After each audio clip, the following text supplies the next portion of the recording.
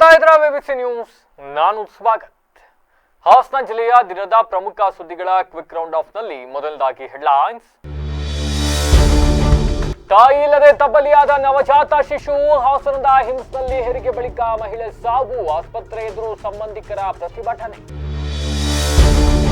ಹಾಸನ ಮಹಾನಗರ ಪಾಲಿಕೆಯಲ್ಲಿ ಪೌರ ಕಾರ್ಮಿಕರ ಮೇಲೆ ಅಧಿಕಾರಿಯ ದರ್ಪ. ಪರಿಸರ ಇಂಜಿನಿಯರ್ ಕವಿತಾ ವಿರುದ್ಧ ಗಂಭೀರ ಆರೋಪ. ಸೂಕ್ತ ನ್ಯಾಯಕ್ಕೆ ಪೌರ ಕಾರ್ಮಿಕರ ಪ್ರತಿಭಟನೆ. ಕಳಪೆ ಕಾಮಗಾರಿ ಪ್ರೋಟೋಕಾಲ್ ಉಲ್ಲಂಘನೆ. ಸರ್ಕಾರದ ಅನುದಾನಕ್ಕೆ ಸ್ವಂತ ಲೇಬಲ್. ಬೇಲೂರು ಶಾಸಕರಿಗೆ ಪ್ರತಿಭಟನೆ ಎಚ್ಚರಿಕೆ ನೀಡಿದ ಎಂಆರ್ ವೆಂಕಟೇಶ್. ತಡರಾತ್ರಿ ಸಕಲೇಶಪುರ ತಹಸೀಲ್ದಾರ್ ಭರ್ಜರಿ ಕಾರ್ಯಾಚರಣೆ. ಅಕ್ರಮ ಮರಳು ಸಾಗಾಟದ ಟಿಪ್ಪರ್ಗಳು ವಶಕ್ಕೆ. ಖಚಿತ ಮಾಹಿತಿ ಮೇರೆಗೆ ಸಡನ್ ರೈಡ್.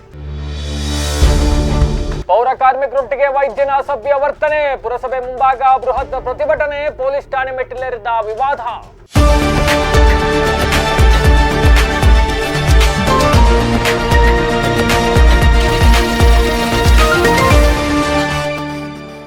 ವಾರ್ತೆಗಳ ವಿವರ. ಹಾಸನದ ಮಹಿಳಾ ಮತ್ತು ಮಕ್ಕಳ ಆಸ್ಪತ್ರೆಗೆ ಹೆರಿಗೆಗೆ ಅಂತ ದಾಖಲಾಗಿದ್ದಂತಹ ಮಹಿಳೆ ಚಿಕಿತ್ಸೆ ಫಲಕಾರಿಯಾಗದೆ ವೈದ್ಯರ ನಿರ್ಲಕ್ಷ್ಯದಿಂದ ಸಾವನ್ನಪ್ಪಿದ್ದಾಳೆ ಅಂತಕ್ಕಂಥ ಆರೋಪವನ್ನ ಇಟ್ಕೊಂಡು ಮಹಿಳೆಯ ಕುಟುಂಬಸ್ಥರು ಹಾಸನದ ಹಿಮ್ಸ್ ಆಸ್ಪತ್ರೆ ಎದುರು ಪ್ರತಿಭಟನೆ ನಡೆಸಿರ್ತಕ್ಕಂಥ ಘಟನೆ ನಡೆದಿದೆ ಇವತ್ತು. ಹಾಸನ ತಾಲೂಕಿನ ಹನುಮನಹಳ್ಳಿಯ ನಿವಾಸಿ ಪ್ರಸ್ತುತ ಕೆಆರ್ ಪೇಟೆಯಲ್ಲಿ ವಾಸ ಆಗಿದ್ದಾರೆ. ಇವರು ಸರ್ಕಾರಿ ಪ್ರಾಥಮಿಕ ಶಾಲೆಯ ಅತಿಥಿ ಶಿಕ್ಷಕಿಯಾಗಿ ಕಾರ್ಯನಿರ್ವಹಿಸ್ತಾ ಇದ್ರು. 30 ವರ್ಷದ ಶ್ರುತಿ ಅವರು ಸದ್ಯ ಮೃತ ಮಹಿಳೆ. ಕೆಆರ್ ಪೇಟೆ ಡಿಪೋದಲ್ಲಿ ಬಸ್ ಚಾಲಕ ಆಗಿದ್ರು. ಅವರ ಪತಿ ಪುನೀತ್ ಫೆಬ್ರವರಿ 22ನೇ ತಾರೀಕು ಶ್ರುತಿ ಅವರನ್ನ ಹೆರಿಗೆಗೆ ಅಂತ ಹೇಳಿ ಹಾಸನ ನಗರದ ವೈದ್ಯಕೀಯ ವಿಜ್ಞಾನಿಗಳ ಸಂಸ್ಥೆ ಹಿಮ್ಸ್ ಅಲ್ಲಿಯ ಮಹಿಳಾ ಮತ್ತು ಮಕ್ಕಳ ಆಸ್ಪತ್ರೆಗೆ ದಾಖಲು ಮಾಡಲಾಗಿತ್ತು. ಬಳಿಕ ಸಾಮಾನ್ಯ ಹೆರಿಗೆ ಕೂಡ ಆಯ್ತು. ಹೆಣ್ಣು ಮಗಿಗೆ ಜನ್ಮವನ್ನು ಕೂಡ ನೀಡಿದ್ರು. ಆದ್ರೆ ಹೆರಿಗೆ ಬಳಿಕ ಮಹಿಳೆಯ ಆರೋಗ್ಯ ಏಕಾಏಕಿ ಹದಗೆಟ್ಟಿದ್ದು ತಕ್ಷಣಕ್ಕೆ ರಕ್ತದ ಅವಶ್ಯಕತೆ ಇದೆ ಅಂತ ವೈದ್ಯರು ತಿಳಿಸಿದ್ದಾರೆ. ಕುಟುಂಬಸ್ಥರು ಓ ನೆಗೆಟಿವ್ ಏನೋ ಬ್ಲಡ್ ಅಂತೆ ಕಷ್ಟಪಟ್ಟು ಬ್ಲಡ್ ಎಲ್ಲಾನು ಕೂಡ ಅರೇಂಜ್ ಮಾಡಿದ್ದಾರೆ. ಅಷ್ಟಾದರೂ ಕೂಡ ಮಹಿಳೆಯನ್ನ ನಾವಿಲ್ಲಿ ಟ್ರೀಟ್ ಮಾಡಕ್ ಆಗ್ತಾ ಇಲ್ಲ, ಬೇರೆ ಆಸ್ಪತ್ರೆಗೆ ಕರ್ಕೊಂಡು ಹೋಗಿ ಅಂತ ಹೇಳಿದ್ದಾರೆ.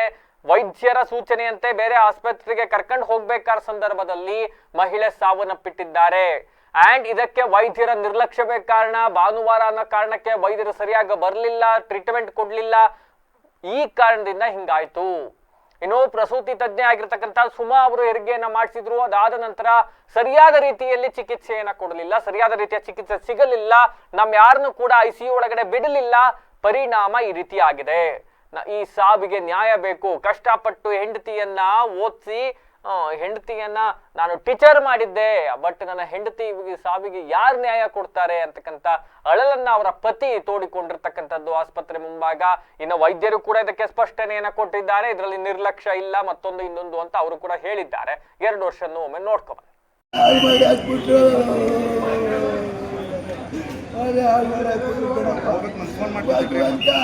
ನನಗೆ ಬಂದ ಪರಿಸ್ಥಿತಿ ಬಂದಿರೋರೆಲ್ಲ ಬಡವರು ಕಣಪ್ಪ. ಯಾರಿಗೂ ಬರಬಾರ್ದು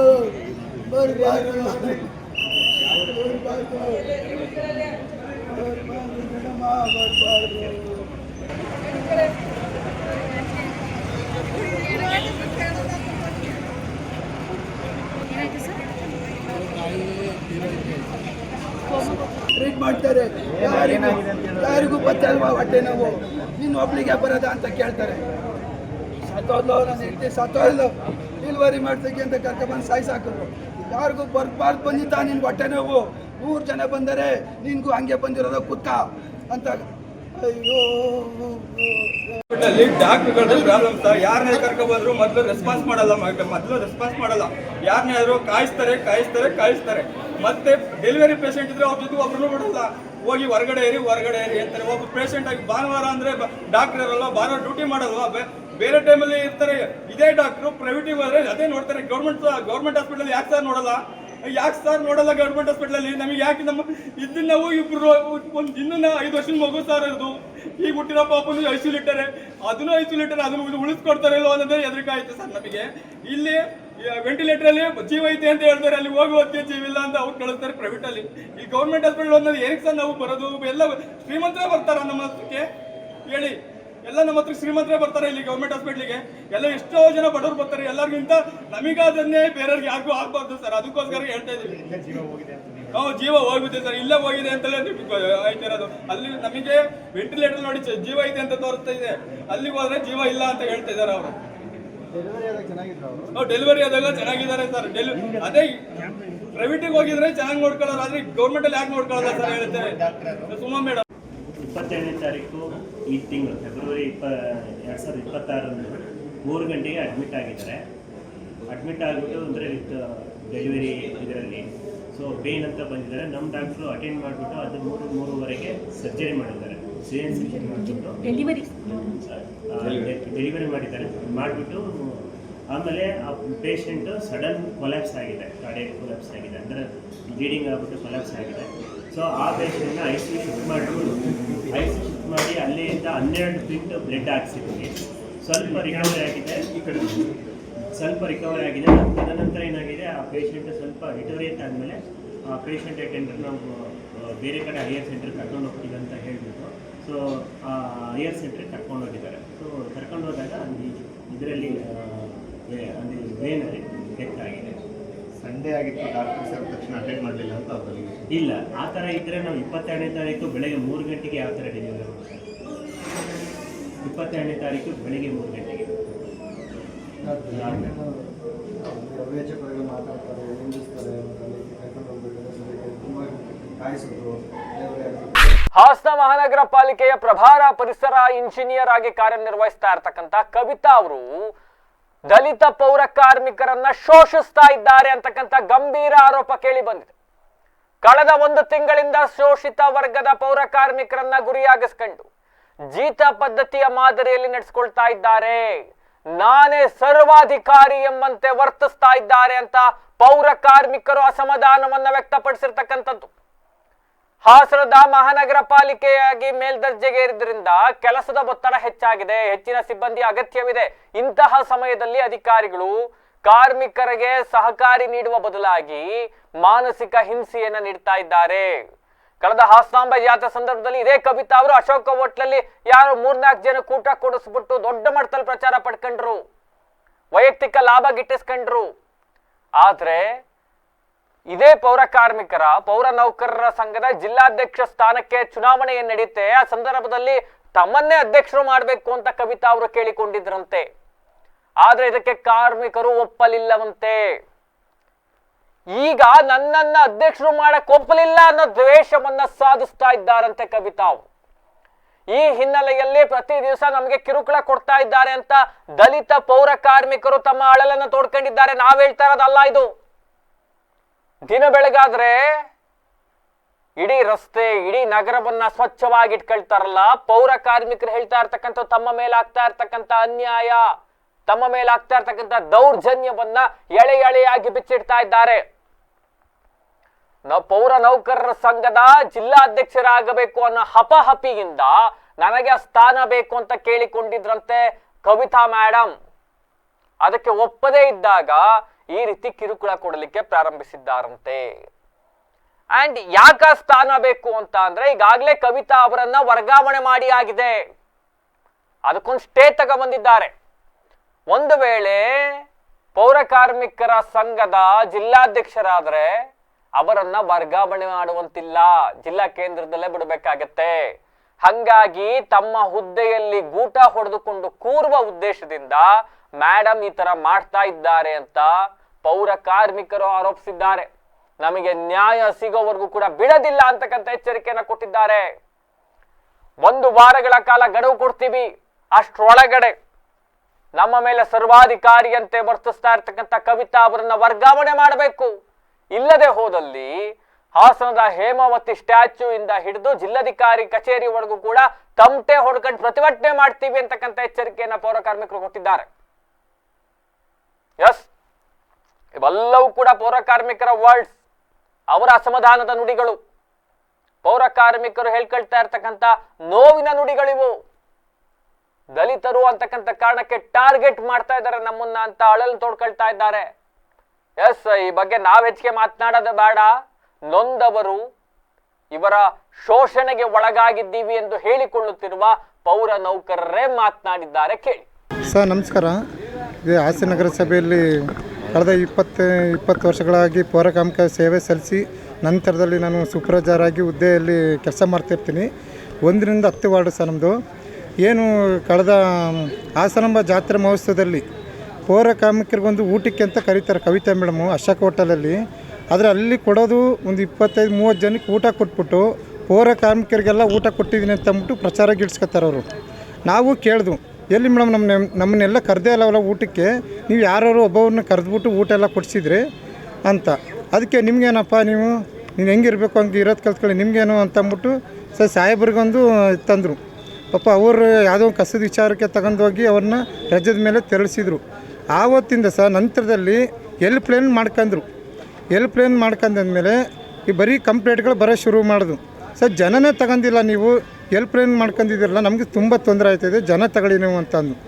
ಅದು ಆವಾಗಲೂ ಗಲಾಟೆ ಮಾಡಿದ್ರು. ಮತ್ತು ಫ್ಲೆಕ್ಸಿ ಕೀಳೋದು, ಫ್ಲೆಕ್ಸಿ ಕಿತ್ತಾಕ್ಸೋದು ಇವ್ರನ್ನೇ.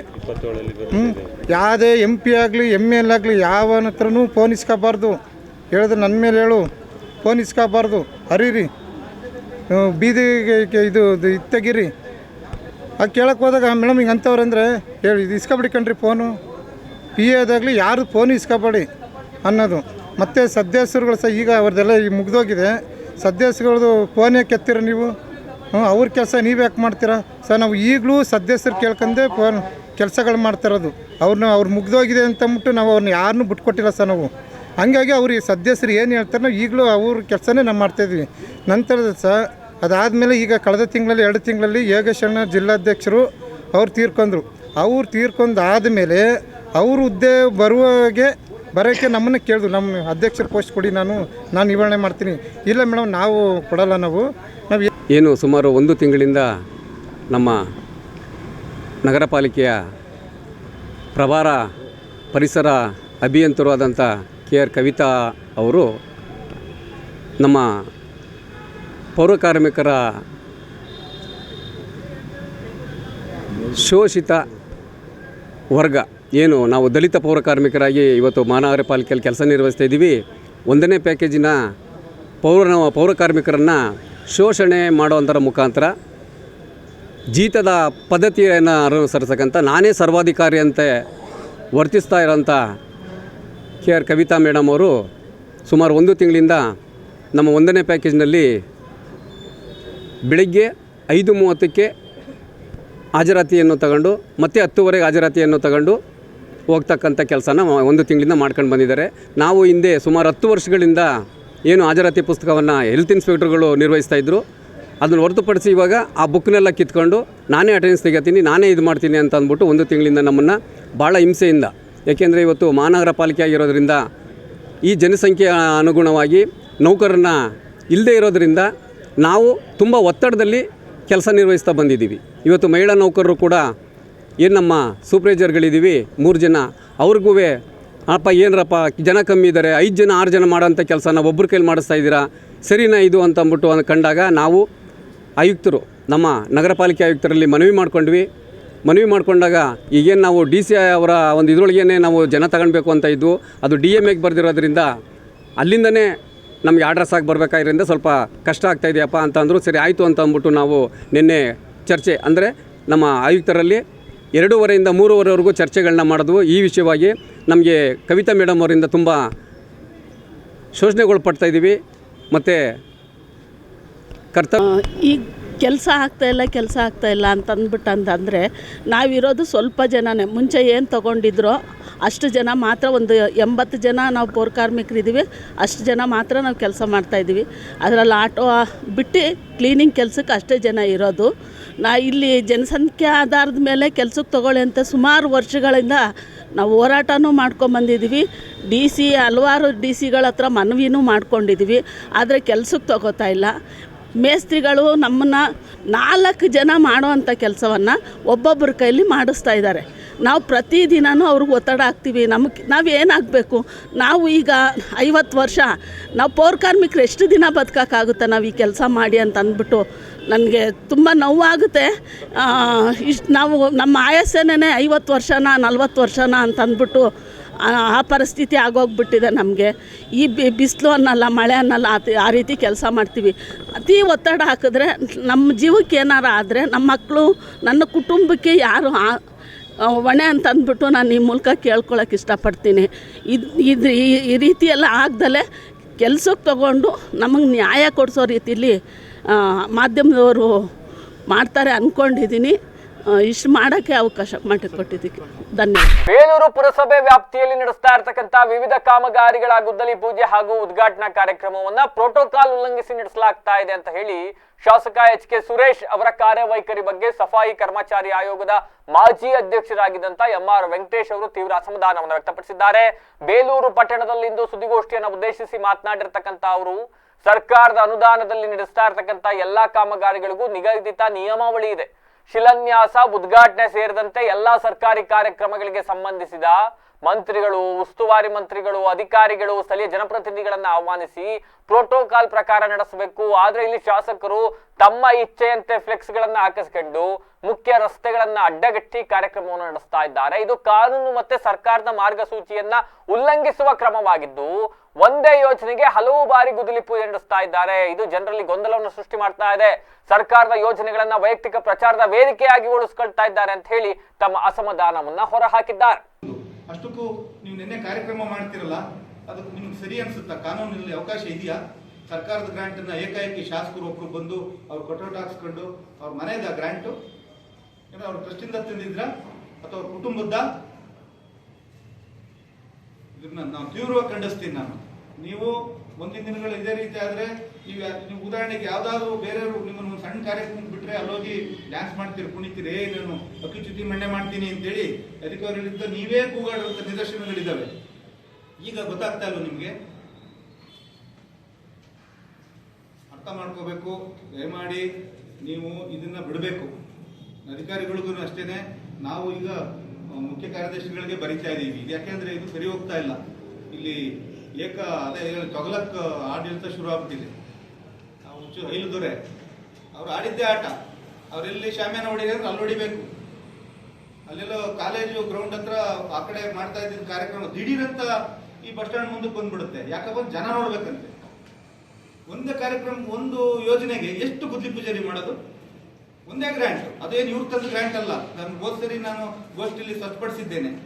18-19ನೇ ಸಾಲಿನ ಲಿಂಗೇಶ್ ಅವರ ಮಾಜಿ ಶಾಸಕರ ಅವರ ಹೋರಾಟದ ಫಲವಾಗಿ ಅವತ್ತಿನ ಮುಖ್ಯಮಂತ್ರಿಗಳಾದಂಥ HD ಕುಮಾರಸ್ವಾಮಿ ಅವರು ಕೊಟ್ಟಂತ ವಿಶೇಷ ಅನುದಾನ 8 ಕೋಟಿ. ಆ 8 ಕೋಟಿ 70 ಲಕ್ಷ ಕೆಲಸ ಕಾಮಗಾರಿ ಆಗಿದೆ. ಇನ್ನು 7 ಕೆಲಸ ಆಗಬೇಕು. ಅದು ಒಂದ್ ಕಡೆ ಗುದ್ದಲಿ ಪೂಜೆ ಮಾಡಿ ಸ್ವಾಮಿ, ಸಾಕು. ನೀವು ಕಾನೂನು ಪ್ರಕಾರ ಮಾಡಿ, ಪ್ರೋಟೋಕಾಲ್ ಪ್ರಕಾರ ಮಾಡಿ, ಮಂತ್ರಿಗಳನ್ನ ಕರೀರಿ. ಯಾಕೆ ನಮ್ಮ ಮಂತ್ರಿಗಳಿಲ್ವಾ? ಕಾಣ್ತಾರ ನಮ್ಮ ಸರ್ಕಾರ ನಿಮ್ಗೆ? ತೊಂಬರಾಟ ಆಡ್ತೀರ ಬೇಲೂರಲ್ಲಿ ನೀವು. ಅಲ್ಲಿ ಟೆಂಟ್ ಓಡಿಸ್ತೀರಿ, ಇಲ್ಲಿ ಟೆಂಟ್ ಓಡಿಸ್ತೀರಿ. ಒಂದೇ ಯೋಜನೆಗೆ ಬೀದಿಲಿ ಹೋಗಿ ಕಾಮಗಾರಿಗಳನ್ನ ಬೀದಿಲಿ ಗುದ್ದಲಿ ಪೂಜೆನ ಮಾಡಕ್ ಅವಕಾಶ ಇದೆಯಾ ನಿಮ್ಗೆ? ಸಕಲೇಶಪುರ ತಾಲೂಕಿನ ಮಳಲಿ ಗ್ರಾಮದ ಸಮೀಪ ಅಕ್ರಮ ಮರಳು ಗಣಿಗಾರಿಕೆ ಹಾಗೂ ಸಾಗಾಟದ ವಿರುದ್ಧ ತಹಸೀಲ್ದಾರ್ ಸುಪ್ರೀತಾ ನೇತೃತ್ವದಲ್ಲಿ ತಡರಾತ್ರಿ ದಾಳಿಯನ್ನು ನಡೆಸಿ 2 ಟಿಪ್ಪರ್ ವಾಹನಗಳೊಂದಿಗೆ ಅಕ್ರಮವಾಗಿ ಸಂಗ್ರಹಿಸಲಾಗ್ತಾ ಇದ್ದಂತಹ ಮರಳನ್ನ ವಶಪಡಿಸಿಕೊಂಡಿರ್ತಕ್ಕಂಥ ಘಟನೆ ನಡೆದಿರ್ತಕ್ಕಂಥದ್ದು. ಮರಳು ಸಾಗಾಟ ನಡೆಸಲಾಗ್ತಾ ಇದೆ ಎಂಬ ಖಚಿತ ಮಾಹಿತಿ ಮೇರೆಗೆ ಕಾರ್ಯಾಚರಣೆ ನಡೆಸಿದ ತಹಸೀಲ್ದಾರ್ ಸುಪ್ರೀತಾ ಅವರು ಮರಳು ಸಾಗಿಸ್ತಾ ಇದ್ದ ಟಿಪ್ಪರ್ ವಾಹನಗಳಿಗೆ ಅಡ್ಡವಾಗಿ ತಮ್ಮ ಅಧಿಕೃತ ವಾಹನವನ್ನ ನಿಲ್ಲಿಸಿ ದಾಳಿಯನ್ನು ನಡೆಸಿ ವಾಹನಗಳನ್ನ ವಶಕ್ಕೆ ಪಡ್ಕೊಂಡಿದ್ದಾರೆ. ಸಕಲೇಶಪುರ ತಾಲೂಕಿನಲ್ಲಿ ಇತ್ತೀಚಿನ ದಿನಗಳಲ್ಲಿ ಅಕ್ರಮ ಮರಳು ದಂಧೆ ಹೆಚ್ಚಾಗ್ತಾ ಇರತಕ್ಕಂಥ ಹಿನ್ನೆಲೆಯಲ್ಲಿ ತಾಲೂಕು ಆಡಳಿತ ಹಾಗೂ ರಾಜಸ್ವ ಇಲಾಖೆ ಅಧಿಕಾರಿಗಳು ನಿರಂತರವಾಗಿ ವಿಶೇಷ ದಾಳಿ ಕಾರ್ಯಾಚರಣೆಯನ್ನ ಕೈಗೊಳ್ತಾ ಇದ್ದಾರೆ. ಅದರ ಭಾಗವಾಗಿ ಇತ್ತೀಚೆಗೊಂದು ಇದೇ ತರ ದಾಳಿಯನ್ನು ಮಾಡಿದ್ರು. ಇವತ್ತು ಕೂಡ ಮತ್ತೊಂದು ಅಡ್ಡೆ ಮೇಲೆ ದಾಳಿ ಮಾಡಿರ್ತಕ್ಕಂಥದ್ದು. ಅಧಿಕಾರಿಗಳು ಕಠಿಣ ಕ್ರಮಗಳನ್ನ ಜಾರಿಗೊಳಿಸ್ತಾ ಇದ್ರು ಕೂಡ ಮರಳು ಮಾಫಿಯಾ ಮಾತ್ರ ಇದ್ರ ಬಗ್ಗೆ ತಲೆ ಕೆಡಿಸ್ಕೊಳ್ಳಂಗೆ ಕಾಣಿಸ್ತಾ ಇಲ್ಲ. ವಿವಿಧ ಮಾರ್ಗಗಳನ್ನ ಬಳಸಿಕೊಂಡು ವಿಶೇಷವಾಗಿ ರಾತ್ರಿ ವೇಳೆಯಲ್ಲಿ ಅಕ್ರಮ ಸಾಗಾಟವನ್ನ ಮುಂದುವರಿಸ್ತಾ ಇದ್ದಾರೆ. ಈ ಹಿನ್ನೆಲೆಯಲ್ಲಿ ಕಳೆದ 2 ವಾರಗಳಿಂದ ಪಟ್ಟಣದ ಸಮೀಪದ ಶ್ರೀನಿವಾಸ ಕನ್ವೆನ್ಷನ್ ಹಾಲ್ ಬಳಿ ಹರಿತಕ್ಕಂಥ ಹೇಮಾವತಿ ಹೊಳೆ ದಂಡೆಯಿಂದ ಟಿಪ್ಪರ್ ವಾಹನಗಳ ಮೂಲಕ ಅಧಿಕಾರಿಗಳ ಕಣ್ತಪ್ಪಿಸಿ ಸಾಗಿಸ್ತಾ ಇದ್ದಂತ ಅಕ್ರಮ ಮರಳು ಸಾಗಾಟ ಜಾಲಕ್ಕೆ ಇದೀಗ ಬ್ರೇಕ್ ಹಾಕಿರ್ತಕ್ಕಂಥದ್ದು ತಹಸೀಲ್ದಾರ್ ಸುಪ್ರೀತಾ ಅವರು. ಚನ್ನರಾಯಪಟ್ಟಣದ ಪುರಸಭೆ ಮುಂಭಾಗ ಇಂದು ಪೌರ ಕಾರ್ಮಿಕರು ಹಾಗೂ ವಿವಿಧ ಸಂಘಟನೆಗಳ ಮುಖಂಡರ ನೇತೃತ್ವದಲ್ಲಿ ವೈದ್ಯ ಸುಬ್ರಹ್ಮಣ್ಯಂ ಅಂತಕ್ಕಂಥವರ ಅಸಭ್ಯ ವರ್ತನೆಯನ್ನು ಖಂಡಿಸಿ ಬೃಹತ್ ಪ್ರತಿಭಟನೆ ನಡೆಸಲಾಯಿತು. ತಮ್ಮ ಮನೆಯ ಬಳಿ ಸ್ವಚ್ಛತೆಗಾಗಿ ಬಂದಿದ್ದ ಪೌರ ಕಾರ್ಮಿಕರಿಗೆ 1,000 ರೂಪಾಯಿ ಹಣ ನೀಡಿ ವೈಯಕ್ತಿಕ ಕೆಲಸ ಮಾಡಿಸಿಕೊಂಡಿದ್ದ ಡಾಕ್ಟರ್ ನಂತರ ಪುರಸಭೆ ಮುಖ್ಯ ಅಧಿಕಾರಿಗಳ ಬಳಿ ತೆರಳಿ ಪೌರ ಕಾರ್ಮಿಕರು ನನ್ನಿಂದ ಹಣ ಪಡ್ಕೊಂಡಿದ್ದಾರೆ ಅಂತ ಸುಳ್ಳು ಆರೋಪವನ್ನ ಮಾಡಿದ್ರು. ಈ ವಿಷಯ ತಿಳಿದ ಪೌರ ಕಾರ್ಮಿಕರು ಹಣವನ್ನ ಮರಳಿ ವಾಪಸ್ ಕೊಡಕ್ ಹೋದ ಸಂದರ್ಭದಲ್ಲಿ ವೈದ್ಯರು ಅವರೊಂದಿಗೆ ಅತ್ಯಂತ ಅಸಭ್ಯವಾಗಿ ನಡ್ಕೊಂಡಿದ್ದಾರೆ, ಮನಬಂದಂತೆ ಬೈದು ಅವಮಾನಿಸಿದ್ದಾರೆ. ಈ ಹಿನ್ನೆಲೆಯಲ್ಲಿ ಪೌರ ಕಾರ್ಮಿಕರು ಪಟ್ಟಣದ ಪೊಲೀಸ್ ಠಾಣೆಯಲ್ಲಿ ದೂರು ದಾಖಲಿಸಿ ನ್ಯಾಯಕ್ಕಾಗಿ ಧರಣಿಯನ್ನ ನಡೆಸಿದ್ದಾರೆ. ಇವತ್ತು ಸುಬ್ರಹ್ಮಣ್ಯ ಡಾಕ್ಟರ್ ಅಂತ ಒಬ್ಬ ಡಾಕ್ಟರ್, ಅವೈಜ್ಞಾನಿಕ ಡಾಕ್ಟರ್ ಅವ್ನು ಕ್ಲಿನಿಕಲ್ಲಿ ಟ್ಯಾಲೆಂಟ್ ಇಲ್ಲ, ವಾಚ್ಮೇಷನ್ ಇಲ್ಲ, ಆತ ಸರ್ಕಾರಕ್ಕೆ ಮೋಸ ಮಾಡಿ ದುಡ್ಡನ್ನು ಸಂಪಾದನೆ ಮಾಡ್ತಾನೆ. ವಿನಾಕಾರಣ ಬಡವರ ಮೇಲೆ ಸುಮ್ಮನೆ ಗೊಂದಲ ಮಾಡ್ತಾನೆ. ಅವ್ರು ಬಂದವ ಕ್ಲೀನ್ ಮಾಡ್ಬೇಕಂತ ಕರ್ಕೊಂಡೋಗಿ ನಮ್ಮ ಸಮಾಜದವರೆಲ್ಲ ಪೌರ ಕಾರ್ಮಿಕರೆಲ್ಲ ಹೋಗಿ ಕ್ಲೀನ್ ಮಾಡಿದಾಗ ಅವ್ರಿಗೆ 1,000 ರೂಪಾಯಿ ದುಡ್ಡು ಕೊಟ್ಟರು. ಈಗ ಇಸ್ಕೊಂಡವ್ರೆ, ಮನೆ ಕೆಲಸನೂ ಮಾಡಿಸ್ಕೊಂಡವ್ರೆ. ಈಗ ಅದನ್ನು ಬಂದು ಅಧಿಕಾರಿಗಳ ತವ ಕಂಪ್ಲೇಂಟ್ ಮಾಡೋಂತಿದೆಯಲ್ಲ, ಇದು ಭಾರಿ ನೋವಾಗಿದೆ ನಮಗೆ. ಹಾಗಾಗಿ ನಮ್ಮ ಅಣ್ಣ ತಂಗಿರು ನಮ್ಮ ತಾಯಿನಲ್ಲಿ ಇವತ್ತು ಹೋರಾಟ ಮಾಡ್ತಾರೆ. ಈ ಹೋರಾಟಕ್ಕೆ ದಲಿತ ಸಂಘಟನೆ ಆಗ್ಬೋದು ಮತ್ತು CIT ಸಂಘಟನೆ ಎಲ್ಲ ಮುಖಂಡರು ನಾವು ಬೆಂಬಲ ಸೂಚಿಸ್ತಾ ಇದ್ದೀವಿ. ಇದೇ ರೀತಿ ಸುಬ್ರಹ್ಮಣ್ಯ ನಡ್ಕೊಂಡ್ರೆ ಮುಂದಿನ ದಿನಗಳಲ್ಲಿ ಆತ ಮೇಲೆ ಉಗ್ರವಾದಂಥ ಹೋರಾಟ ಮಾಡೋಕ್ಕೆ ನಾವು ನಡೆಯಿದ್ದೀವಿ. ಅವನ್ನ ಮೊದಲು ಅವನ್ನ ಮುಗಿಸ್ಬೇಕು, ಕ್ಲಿನಿಕ್ನ ಮುಗಿಸ್ಬೇಕು. ಕಾರಣ ಅಲ್ಲಿ ಯಾವುದೇ ಥರ ಸವಲತ್ತಿಲ್ಲ. ಹೋಗಿ ಕೆಲಸ ದುಡ್ಡನ್ನು ಮಾಡ್ತಾರೆ. ಇದನ್ನ ಮೊದಲು ಬಂದ್ ಮಾಡಬೇಕು. ಅವ್ರ ಮನೆಯದು ಹೋದ ಸೋಮವಾರ 8 ದಿವಸದೆಲ್ಲ ಕೆಲಸ ಮಾಡಿದ್ವಿ. ನಾವು ಕೆಲಸ ಮಾಡೋದಕ್ಕೆ ಜ್ಯೂಸು ನೀರು ತಂದರು. ಅವರು ತಗೊಂಡು ಬಂದು ಕರೆದ್ರು. ನಿಮ್ಮಲ್ಲಿ ಲೀಡ್ರ್ ಯಾರು ಅಂತ ನಮ್ಮವ್ರಿಗೆ ಗೊತ್ತಲ್ಲ, ನನಗೆ ತೋರಿಸ್ತಾರೆ. ಬಾರಮ್ಮ ಇಲ್ಲಿ ಅಂತ ನನಗೆ ಕರೆದ್ರು. ನಾನು ಓಡೋದೆ. ಹೋಗೋ ತಕ್ಷಣ ನನ್ನ ಕೈಲಿ 1,000 ರೂಪಾಯಿ ದುಡ್ಡು ಅವರೇ ಕೊಟ್ಟರು. ನೋಡಿ ನೀವು ಕೆಲಸ ಮಾಡ್ತಾ ಇದ್ರು ತಗೊಳ್ಳಿ ಅಂತ. ನಾನೇನು ಮಾಡಿದೆ, ನಮ್ಮ ಲೇಬರ್ಗಳಿಗೆಲ್ಲ ಹಂಚಿದೆ 1,000 ರೂಪಾಯಿಲೆ. ಹಂಚಿದಾಗ ಅವ್ರು 1 ವಾರದಿಂದ ನನಗೆ ತುಂಬ ಟಾರ್ಚರ್ ಕೊಡ್ತಾಯಿತ್ತು. ನಾನು ದುಡ್ಡು ಕೊಟ್ಟೆ ಅಂತ. ಆವಾಗ ಸರಿ ಬಿಡಪ್ಪ, ನೀನು ದುಡ್ಡು ಕೊಟ್ಟರು ದೊಡ್ಡ ನಮಸ್ಕಾರ ಅಂತ ನಾನು ನಿನ್ನೆ ಹೋಗಿ 1,500 ಎಲ್ಲರೂ ಕರ್ಕೊಂಡೋಗಿ ಕೊಟ್ಟು ಬಂದೆ. ಕೊಟ್ಟು ಬಂದ ಮೇಲೆ ಅವ್ರು ನಿನ್ನೆ ಮುಗಿದೋಯ್ತು. ಇವತ್ತು 5 ಗಂಟೆಯಲ್ಲಿ ನಾನು ಕೆಲಸ ಮಾಡ್ತಾ ಇದ್ದೀನಿ. ನಾನು ಹಿಂದಗಡೆ ಫಾಲೋ ಮಾಡ್ತಾನೆ. ಇವತ್ತು ಬೆಳಗ್ಗೆ ಮನೆ ತನಕ ಬಂದಿದ್ದಾನೆ ನನಗೆ ಫಾಲೋ ಮಾಡಿಕೊಂಡು. ನಾನು ಮಾತಾಡಿಲ್ಲ. ಅವಾಗ ನಮ್ಮ ಯಾರೊಬ್ಬರು ಎತ್ಕೊಂಡು, ಯಾಕಪ್ಪ ಹುಡುಗಿಗೆ ಫಾಲೋ ಮಾಡ್ತಾರೆ, ನಿನ್ನೆ ದುಡ್ಡು ಕೊಟ್ಟಾಯ್ತಲ್ಲ, ನಿನ್ನ ಪಾಡ ನೀವು ಸುಮ್ಮನೆ, ನಾನೆಲ್ಲ ಬಂದಿದ್ದೀನಿ, ನಾನು ಯಾರ್ದೋ ನನ್ನ ಫ್ರೆಂಡಿಗೆ ಮನೆಗೆ ಬಂದಿದ್ದೀನಿ, ನಾನೆಲ್ಲ ನಿಮಗೆ ಯಾಕೆ ಅಂತ ನಾನು ಎಲ್ಲರ ಮೇಲೆ ನಮಗೆ ಇವ್ರು ಹೇಳೋದು, ಅವಳು ಇವಳು ಅಂತ ನಮ್ಮನ್ನು ಮಾತಾಡಿಸ್ತಾನೆ. ಈಗ ಮತ್ತೊಮ್ಮೆ ಹೆಡ್ಲೈನ್ಸ್. ತಾಯಿ ಇಲ್ಲದೆ ತಬ್ಬಲಿಯಾದ ನವಜಾತ ಶಿಶು. ಹಾಸನದ ಹಿಮ್ಸ್ನಲ್ಲಿ ಹೆರಿಗೆ ಬಳಿಕ ಮಹಿಳೆ ಸಾವು. ಆಸ್ಪತ್ರೆ ಎದುರು ಸಂಬಂಧಿಕರ ಪ್ರತಿಭಟನೆ. ಹಾಸನ ಮಹಾನಗರ ಪಾಲಿಕೆಯಲ್ಲಿ ಪೌರ ಕಾರ್ಮಿಕರ ಮೇಲೆ ಅಧಿಕಾರಿಯ ದರ್ಪ. ಪರಿಸರ ಇಂಜಿನಿಯರ್ ಕವಿತಾ ವಿರುದ್ಧ ಗಂಭೀರ ಆರೋಪ. ಸೂಕ್ತ ನ್ಯಾಯಕ್ಕೆ ಪೌರ ಕಾರ್ಮಿಕರ ಪ್ರತಿಭಟನೆ. ಕಳಪೆ ಕಾಮಗಾರಿ, ಪ್ರೋಟೋಕಾಲ್ ಉಲ್ಲಂಘನೆ, ಸರ್ಕಾರದ ಅನುದಾನಕ್ಕೆ ಸ್ವಂತ ಲೇಬಲ್. ಬೇಲೂರು ಶಾಸಕರಿಗೆ ಪ್ರತಿಭಟನೆ ಎಚ್ಚರಿಕೆ ನೀಡಿದ MR ವೆಂಕಟೇಶ್. ತಡರಾತ್ರಿ ಸಕಲೇಶಪುರ ತಹಸೀಲ್ದಾರ್ ಭರ್ಜರಿ ಕಾರ್ಯಾಚರಣೆ. ಅಕ್ರಮ ಮರಳು ಸಾಗಾಟದ ಟಿಪ್ಪರ್ಗಳು ವಶಕ್ಕೆ. ಖಚಿತ ಮಾಹಿತಿ ಮೇರೆಗೆ ಸಡನ್ ರೈಡ್. ಪೌರ ಕಾರ್ಮಿಕರೊಟ್ಟಿಗೆ ವೈದ್ಯನ ಅಸಭ್ಯ ವರ್ತನೆ. ಪುರಸಭೆ ಮುಂಭಾಗ ಬೃಹತ್ ಪ್ರತಿಭಟನೆ. ಪೊಲೀಸ್ ಠಾಣೆ ಮೆಟ್ಟಿಲೇರಿದ್ದ ವಿವಾದ. ಇದಾಗಿತ್ತು ವಿಶೇಷ. ನಿರಂತರ ಸುದ್ದಿಗಾಗಿ ನೋಡ್ತಾ ಇರಿ BBC TV. ಸತತ ಕಡೆ ನಮ್ಮ